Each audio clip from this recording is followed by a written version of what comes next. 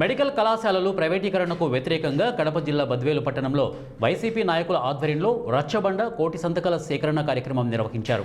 ఈ కార్యక్రమంలో ముఖ్య అతిథులుగా MLC BC Govinda Reddy, MLA doctor Sudha పాల్గొన్నారు. ఈ సందర్భంగా వారు మాట్లాడుతూ వైఎస్ జగన్మోహన్ రెడ్డి పేద ప్రజలకు సైతం వైద్య విద్యను అందించాలనే సంకల్పంతో 17 మెడికల్ కళాశాలలకు అనుమతిని తెచ్చారని అన్నారు.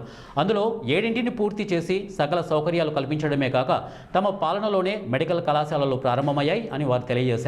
అయితే కూటమి ప్రభుత్వం వచ్చాక పీపీపీ విధానం పేరుతో మెడికల్ కళాశాలలను ప్రైవేటీకరణ చేస్తూ తీసుకున్న నిర్ణయం పేదలకు వైద్య విద్యను దూరం చేయడమే అన్నారు.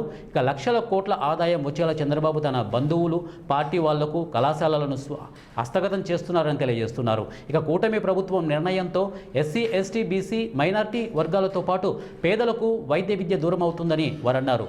చంద్రబాబు తీరు, కూటమి ప్రభుత్వ వైఖరికి నిరసనగా కోటి సంతకాల సేకరణ కార్యక్రమానికి శ్రీకారం చుట్టామని చెప్పారు.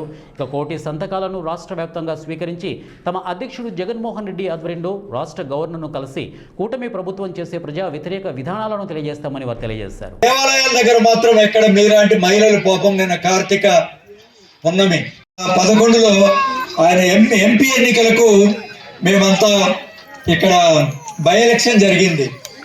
అంతకు ముందు ఏంటి, వీరారెడ్డి గారు ఈ ఏరియాలో ఆయన చక్రం తిప్పేవారు. ఆయన మంత్రి, తర్వాత ఆమె కుమార్తె కూడా ఎమ్మెల్యేగా ఉన్నారు. వాళ్ళందరూ ఎప్పుడు ఒక లారీ 6 లారీలో కేసులు దించే వాళ్ళందరి చోట, ఎక్కడ ఇంటింటి ఊరూరికి కనీసం ఒక 10 కేసులు 15 కేసులు అటు దించేవాళ్ళు. అందరినీ తాగమని మోగాళ్ళందరినీ.